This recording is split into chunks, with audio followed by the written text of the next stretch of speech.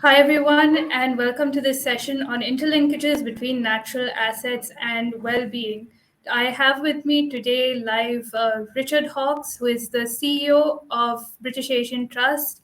He joined the British Asian Trust in 2015 as chief executive. He has held a range of senior roles in the UK and international not-for-profit sector for more than 25 years, including working for the United Nations, the chair of BOND, the umbrella body for UK international NGOs, for 5 years, and trustee for UNICEF UK.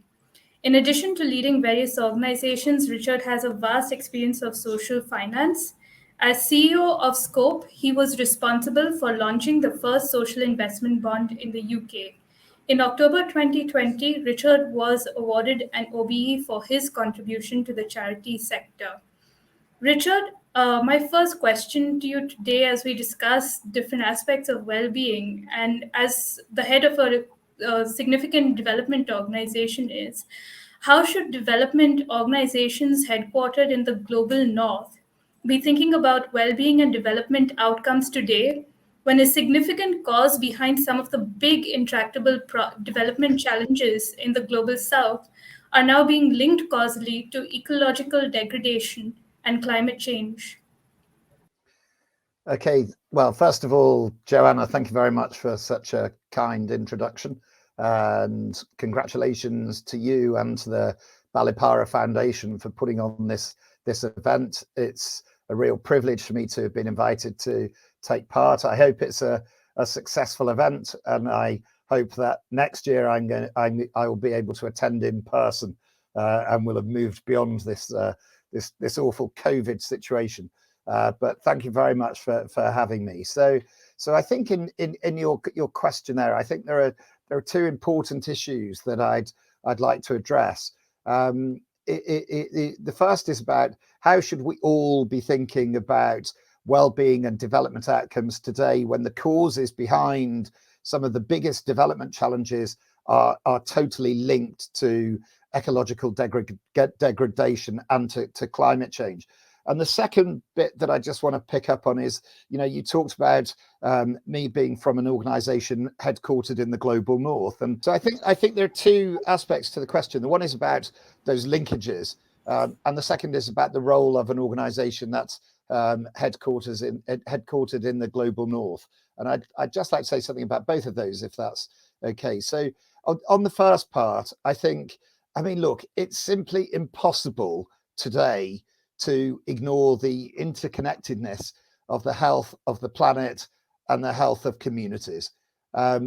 We can no longer separate the ecological and climate crisis from development and how we address the biggest social justice issues of our time. It's absolutely crucial for all players to look at this intersection of development and conservation, or in many ways, as Balipara puts it, the interconnection between ecology and economy. We all rely on nature and ecosystems for many of our basic services, including food and clean air, water, even medicine. And these aren't luxuries, these are necessities, and we rely on them to survive as a species. We know that in the long run, that health outcomes are linked to the health of the environment and the wider ecosystem services, water, clean air, etc. And in order to stay relevant, we absolutely need to talk about the climate and ecological crisis, because these are going to change the way development is done and will almost certainly take us back decades in terms of development progress that has been made.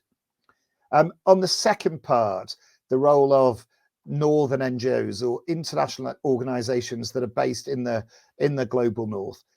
Let me be really clear about this. I've worked in international development for 25 years, and I have always absolutely hated, despised the arrogance of some people and organizations in the global north.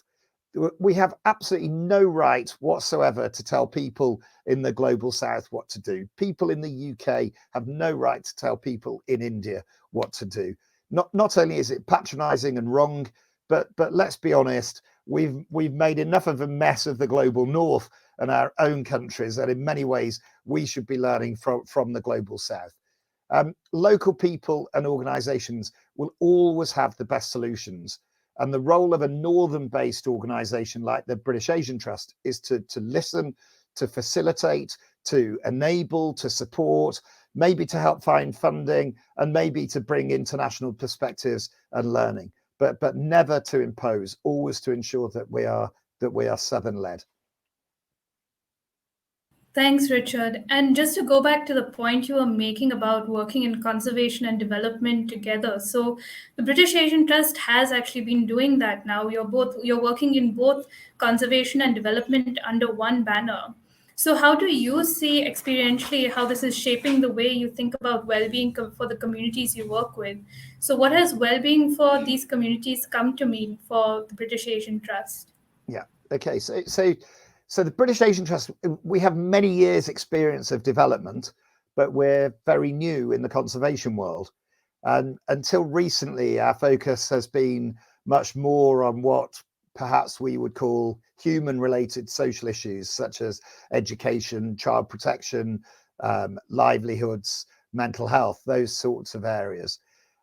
We know that all of these areas are going to be affected by climate change, conservation issues, and so on, and especially in India and in the wider region. Secure livelihoods, eco-anxiety, safe migration, all of these issues are at the intersection of our work and the climate crisis. If I'm really honest, until recently, we didn't consider these issues as much as we could have done and we should have done. But we are now. I don't need to tell you, but although they make up only 6% of the global population, Indigenous peoples inhabit approximately 85% of areas proposed for biodiversity conservation worldwide. 56% of the people living in important biodiversity conservation areas, including existing protected areas, are in low and middle income countries. So when you look at our conservation work, people and particularly Indigenous communities are at the heart of our strategy. So we absolutely can no longer think about development as separate from conservation. Thank you, Richard. That's super important. And I think that brings me really to the last question I have for you, which is how can development organizations actually start moving beyond what has traditionally been a very siloed approach, which often disregards the environmental question, and effectively tackle the question of climate challenges for well-being and resilience among the communities they support? Yeah. So I think that the overwhelmingly top priority, the most important thing for organizations to do is to actually recognize and accept the importance of doing exactly this. And so it's to have honest conversations, honest reflections, but then to recognize how important it is to do this and to get this right. I would say that for too long, development actors, and as I said, I include the British Asian Trust in this, we saw climate change as almost like another vertical focus area. And so if organizations were prioritizing and working out how many areas to work in, climate change would just be in the mix with everything else in terms of making choices. But as I've said, we just can no longer think about development as being separate from conservation or climate change. So we can't think in that way anymore. Any good development organization has to think about climate change as a development issue, as a social justice issue, and as one that absolutely cuts across and impacts all of our programs and all of our priorities. At the British Asian Trust, we're really looking at this intersection of these issues, looking at the impact of climate on all of our work as we plan for the future and plan to develop strong and sustainable programs across the region. I think it's the job of progressive thinkers and organizations to now urgently lead the way on mainstreaming climate across all development policy and practice so that we can be truly effective and impactful. And I genuinely congratulate the Balipara Foundation for leading the way on this. We are learning a lot from Balipara, and hopefully that will make the British Asian Trust programs even stronger. And then between us, the more that we can encourage other development actors to do exactly the same, the more successful we will all be. Thank you so very much, Richard, for your kind words and for, I think, a truly fantastic, I think, comments on how we actually all need to be working together. Definitely, I think this is a conversation that needs to start happening now. We can no longer afford to work in different silos. Conservation development organizations have to work together. Thank you so much for taking the time out to join Thank to you. join Thank us you for today. having me. Thank you very much indeed. Thank you, Joanna. Thank you. And now we will have a couple of more interviews now with other speakers from different backgrounds. So I will hand that over to our team to share them with us. In this session, we are joined by Ms. Deetes. Deetes is the Thailand and Myanmar Campaigns Director for International Rivers, a global NGO working to defend the rights of rivers and communities for 16 years. Pai has actively worked to protect Southeast Asia's major rivers, the Mekong and Salween. A pioneer in her work with Thai and Burmese ethnic grassroots organizations, she organizes river communities to slow down dam projects along the Salween River that threaten the local ecosystem and the livelihoods of those who depend on the river and its resources. Ms. Deetes forms community action groups to push for long-term policy and legislation that includes the participation in risk analysis of development projects. Thank you, Pai, for joining us today. We are so glad to have you on our panel.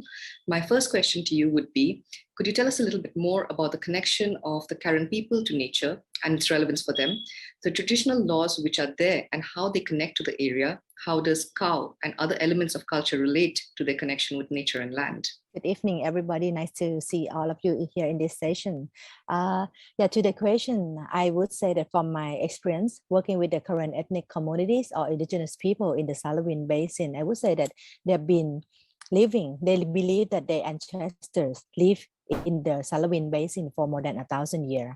But because of the simple kind of way of life that they don't really have construction or cities or big towns, so that they live only in the forest. I would say that they are the current indigenous people of the Salween Basin. They are purely forest dweller. They are the one who live in the forest. They farm in the forest, in the jungle, in harmony with nature, and they do not destroy the forest at all. So there is very little evidence to show that they actually live there for more than 1,000 years.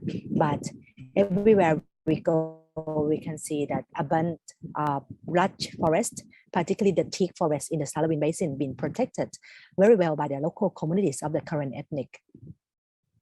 And from my experience working with them, taking the field work, interviewing them and spending time with women groups, students, youth, and elders, my experience is that the way of life and the belief of the current indigenous people living in the Salween and along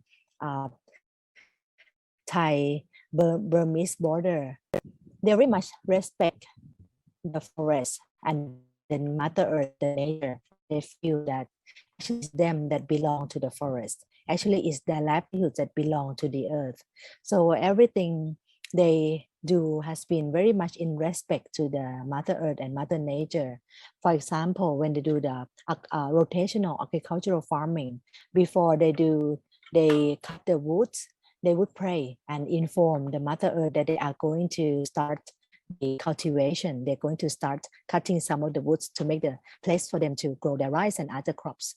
So this kind of ritual been going on for the whole year. So most of that time they very much attached to the river, and as well as to respect the Salween River as well as other tributaries. That is so interesting, and that is also similar to some of the practices we have in this region. My second question to you would be that the saying, land does not belong to people, people belong to the land, seems to be true in the case of the Salween Peace Park. Could you tell us a little bit more about the way that the Karen people interpret this and how it is enacted in their connection with nature? How do people envision their own well-being within these aspects?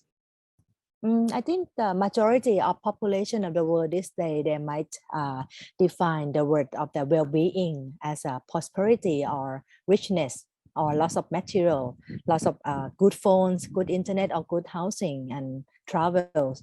But from my experience spending with my colleagues and my comrades with the current indigenous people in the Salween Basin, I would say that for them, what they really see as well-being or precious thing for them is actually peace. peace to live with nature, particularly in the eastern part of Myanmar when there's been under the ongoing conflicts for many decades, particularly this year after the coup in Myanmar that people were power and democracy were taken by the military junta. So what is very luxurious for them is actually peace. They want peace. So they want freedom to be able to practice their indigenous way of livelihoods, to be with the land that they belong to. For the past 20 years, there has been attempt by hydropower industry together with government officials and some government authorities in Thailand, China, and in Myanmar to develop large hydropower dams along the Salawin River on the mainstream. And at least 3 of them were planned to be built on the current state of Myanmar. So that's how people got together and discuss and say that they need to use their own wisdom, local wisdom, to protect the land and protect the forest from armed conflict, as well as from destructive hydropower construction. To my understanding, this is how they formed and how they declared Salawin Peace Park in this on the bank of the Salawin River in current state. So moving on, the third question which I wanted to ask you is, what are the aspirations of the community for the future in terms of the park, their land, and the river? Going forth, how does the community envision development for the regions? As the area has been under ongoing armed conflict for many decades, I think what people there envision is to see the future of their land, the future of their next generation that live in peaceful way. There is no more militarization by Burmese army. There is no more planned destructive dams project on the Salawin River, and the way that they can see the forest managed and used with local wisdom of the current indigenous people. I think that's the thing they're looking forward to see. And the importance of the forest for them is not just beautiful forest to take a walk, but for them it's like meaning death or life, meaning that how they can find food, how they can find woods, mushroom, edible plants, just to surviving while they are hiding from the militarization, from the armed conflict in eastern Myanmar. So for me, the appreciation for me to the Salawin Peace Park is that the way that people are not leaving their homeland, they want to be there and they want to protect their land, and they feel the sense of the belonging, that they are the one that belong. They are children of the forest and they are children of the rivers. So their deed is to protect this land and to protect this river, even though I think that in the modern day, you can see them as a poor villagers that have less or even no income at all, but they can still live peacefully with their land and their forest. And thank you, Kai.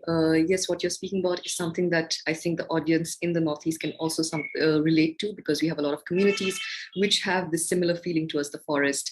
Today, we are joined by Amanda Janoo. Amanda is the Knowledge and Policy Lead for the Wellbeing Economy Alliance. She's an economic policy expert, and her work aims to build just and sustainable economies through goal-oriented and participatory policy design processes. Thank you, Amanda, for joining us today. We are so glad to have you on our panel. My first question to you would be, successful economic growth and well-being are generally seen as opposed to each other, as the former is structured around infinite growth. How do you work with the challenge of reconciling the two? While this is possible, there are structures which inhibit this, as well-being is often seen as holding back on the n number of possibilities. How do you work on creating a space for both? Such an important question, because I think it really brings us down to the fundamental issue of what the purpose of the economy is. Because the economy is ultimately just a word that we use to describe the way we produce and provide for one another. And so it's an activity, it's a means, it's a way in which we try to improve our quality of life. And so theoretically, there shouldn't be any conflict between economic growth and well-being. But the problem is that somewhere along the way, we really started to confuse means and ends, where we started to evaluate our economy's success by the level of wealth that is generated through producing goods or providing services to one another, rather than the level of well-being that is generated through those activities. And so this has led to a situation where we now treat people and planet as if they're here to serve the economy, rather than recognizing the reality that it's here to serve us. And so the Wellbeing Economy movement is really founded in that recognition, and it really advocates for designing and evaluating our economies by their contribution to human and ecological well-being. So this really means, when we have GDP growth as our aim, we have ended up encouraging and rewarding large corporations or investors or entrepreneurs that are really viewed as the most efficient at generating profits and wealth that are important for GDP. But once we flip the script and we really say, well, actually, it's about well-being, and that's really our vision of progress, and that's what matters most, then we start to think about different kinds of economic activities and behaviors that are really, really important and efficient at generating well-being, for example. And so this is where we will start to see that our work as caregivers or artists or stewards of the earth as really valuable, because these are the economic activities that are directly contributing to social and ecological well-being. And so therefore, I think it's not so much a question of growth, but rather growth of what and why. Thank you, Amanda. That was a very, very satisfactory and interesting take. So going to the next question, it's almost an extension of what you were speaking about. As those who are in the global south and have a repository of traditional knowledge and ways of life which are contrary to the somewhat universal, somewhat Eurocentric ways of understanding well-being, how do you and the organization work around the challenge of creating the discursive disruption needed for decolonial ways of seeking growth? What are the challenges that you face in doing so, if there are any? I mean, this is actually honestly a question that is so pertinent for me. I worked in international development for over a decade, so working across Asia and Africa in particular. And I just moved back to the United States, where I'm from, this past year. And one of the things that has been so striking for me is the level of anxiety and depression here. So I know that it's spreading worldwide, but there's something just so deep inside in this system that, we're supposedly the richest and most successful country in the world, but it's making us miserable. Yeah. And everybody feels like it's their fault, that they need to work harder or exercise more or meditate more, in order to alleviate that. But when so many people are feeling this and it's pervasive throughout the society, then you realize there's something really problematic about the way that we've built this system that is actually infecting, our hearts and our souls. And so now, having shifted from working in international development to now working in the Wellbeing Economy movement, it is very much currently being driven by countries and communities in the global north. And I think there's a good reason for this, right? Because I think countries such as mine, although the Wellbeing Economy movement is not strong enough yet here, but in very high income countries, they are experiencing this existential crisis, right? Where they have built economies and societies that are really good at generating wealth, but it's making them miserable, right? And the planet is on fire and we all have to stand 6 feet apart from one another. And so there's this question of what is all of this for? And so I do feel that the majority of the responsibility does need to be held by the global north, because they have built this system, right? And they do need to transform it in order to develop alternative visions and structures and narratives for global development. But I think really critically, and to your point, I do not believe that the blueprints for that better system are going to come from the global north, but rather from the global south, because it's not an issue of just technical fixes. It's ultimately a cultural one of how do we want to live together on this planet? How do we want to interact and connect with one another? How do we want to provide for one another? And I think that the examples that we're going to find that are really going to help societies like mine to find, again, some peace and some connection and some meaning and purpose is going to come from reconnecting, I think, to a lot of those traditional cultural understandings and ways of living together. I think at this point, one of the most important questions that we deal with, right? So going to the next one, as a policy expert, what would you consider are the main requirements when we envision sustainable economies based on the idea of well-being? So I think there's maybe two different parts to this. So one is, what does an economy that is like a sustainable economy based on well-being really look like, right? And so and then the other part is, you know, what are the prerequisites for policy in order to sort of shape and mold and build such an economy? And so first of all, and I think probably very, you know, is we need our economy to be regenerative by design, right? So if this is about producing and providing for one another, we need to recognize that if every single thing around us, right, has been produced and given from the earth, then we have a responsibility to give back, right? And so we need to build an economic system where we are giving as much as we are taking, not only to one another, but to our natural environment as well, and to use our creative energies and our, you know, our time and our ingenuity in order to really revitalize our natural world. And importantly, it also needs to be pre-distributive. We're in a system right now where we try to grow our economy so we can take some of that wealth through taxes to try to fix some of the damages that are done to people and planet in the process, right? And it's not a very efficient way of doing this, as opposed to really thinking about the fact that when we're producing things together or we're working together in collaboration, how do we ensure that there's fair distributions of voice, of power, and of you know, the wealth and the opportunities that come from that collaboration, so that, you know, the economic enterprise through cooperatives or social enterprises, there's a lot of different ways in which we can collaborate without there being exploitation of each other or perceived ownership of one another. And I think those are some of the prerequisites. But when we think about policy is really the way in which we influence our behavior, through collective decisions about what kinds of behaviors we want more or less of. And so we're in this really amazing moment, I think, where we're experiencing this paradigm shift, right? Where people are really awakening and questioning what matters in the world.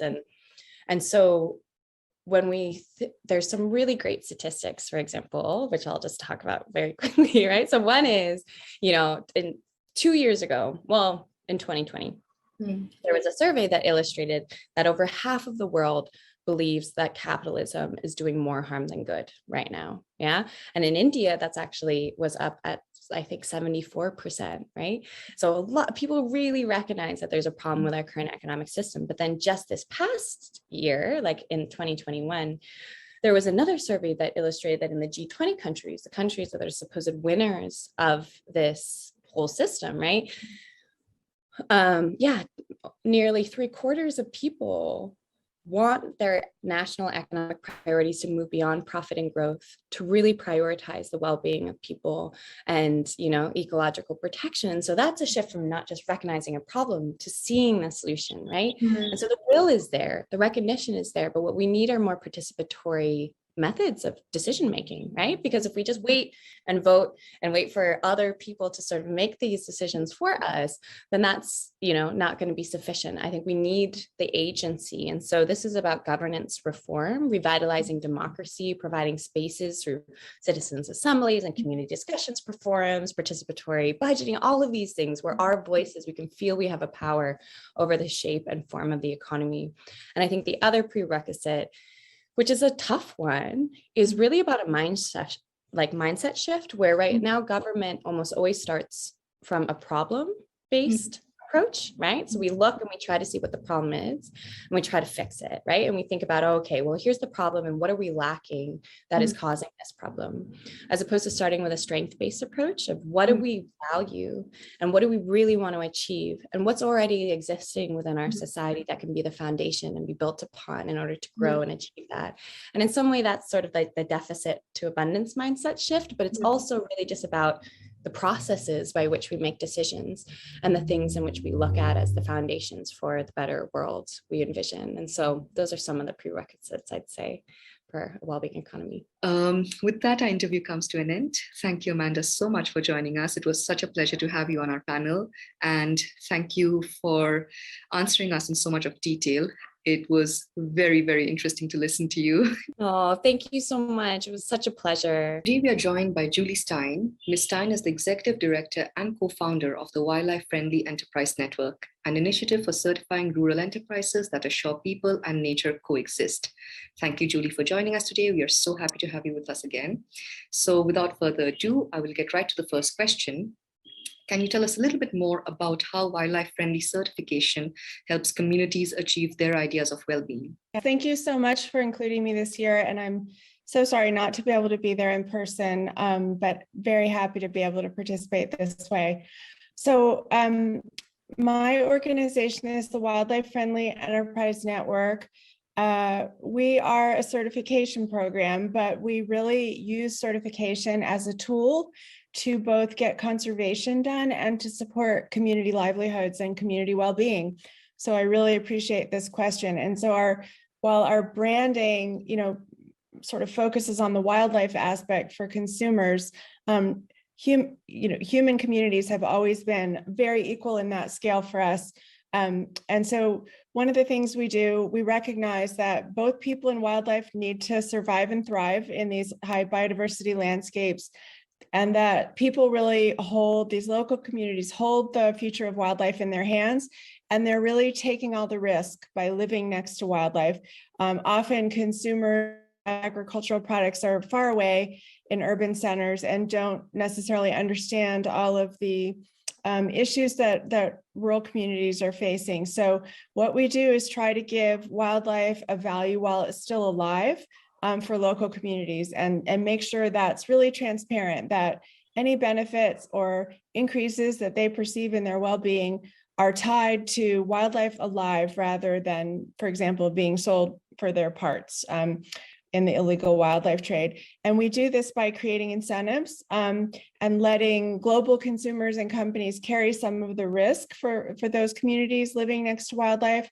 Sometimes these benefits or increases in well-being from being part of our network and certified by us sometimes they're a premium on the price of the product. Sometimes it's in gaining access to new markets. Sometimes it's in consumer loyalty over a long time because they appreciate the stories behind these products. Sometimes the NGO that is local and supporting that community is able to provide improved infrastructure or training, sometimes training for diversification of income, which, as we know, is really important these days. And in other cases, they might be able to help with complementary certifications like organic practices, for example. And all of this really helps with human and ecosystem health and resilience, which in this time of climate change and COVID is so important. Thank you, Julie. That was very eloquent. So what do you consider to be the pillars or prerequisites of human and ecology interdependent sustainability? We really want to think about envisioning a world where each thing we buy is leaving the world a better place instead of doing harm. And instead of just doing no harm, we want to move beyond that. We want to reach beyond that because we have to at this stage, both for climate and the biodiversity crisis. And I don't know about in India, but in the US, the word regenerative, it's sort of being used a lot, and there are a lot of competing definitions. So it's hard to know if you're talking about the same thing these days when you use the word regenerative, almost like the word sustainability. It's a little vague, but we do need to look at practices that regenerate and sustain our resources rather than degrade or destroy them. We're looking at circularity and closing loops in production, and of course, giving our work a little plug, wildlife friendly approach, organic production wherever there's agriculture. And this is really important because agriculture covers over a third of the Earth's surface, land surface now. So it's both one of the biggest challenges and biggest opportunities for biodiversity, which of course is our focus. So when I say biodiversity, I'm including humans in that biodiversity. And I just wanted to touch on one more thing, because I know naturenomics is one of Balipara's pillars, as it is ours. And one of the new tools that's out there thinking about business and the role that business might play in meeting the global goals for nature and how companies can start engaging and where companies should start.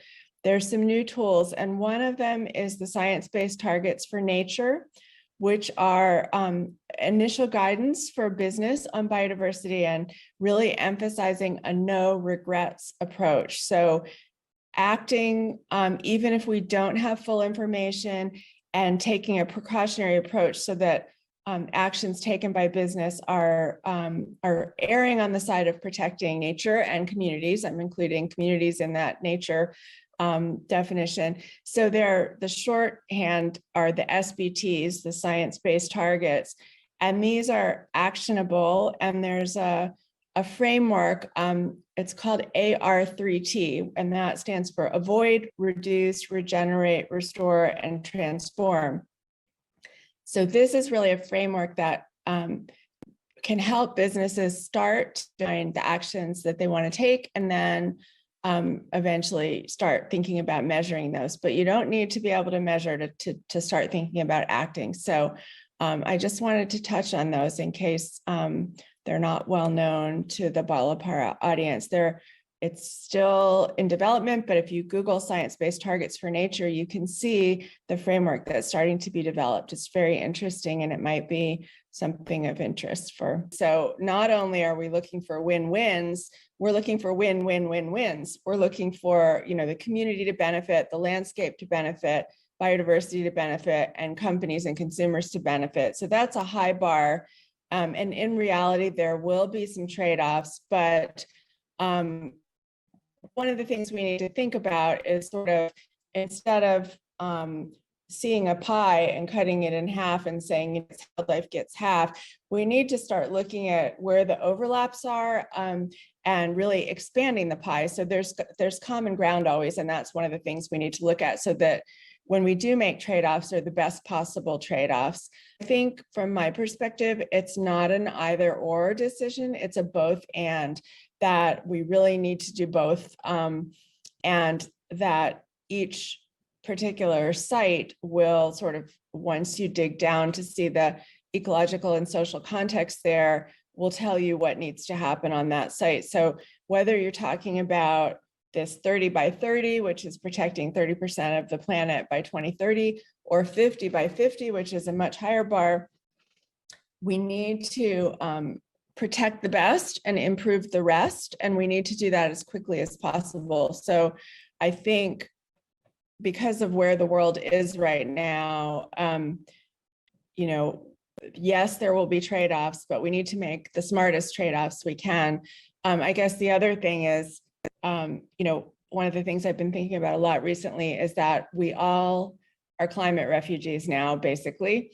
And so we all need to move to survive, and that's people and wildlife. So there are going to be winners and losers for people and wildlife.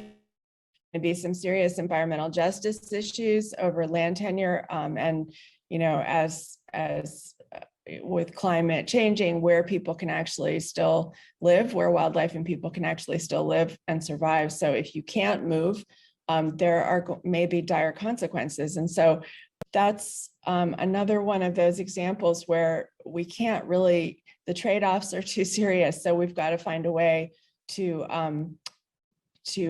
expand the pie and avoid those trade-offs. And all of this, I guess I need to acknowledge, is going to require big shifts. It's no longer business as usual. The future is going to require transformational change, because change is going to be really the only constant in our life right now. I was listening to an Israeli historian, his name is Yuval Noah Harari, and he was saying one of the most critical skills we're all going to need looking ahead in the future is to be able to reinvent ourselves over and over again, and not only to learn things, but to unlearn things that we already know.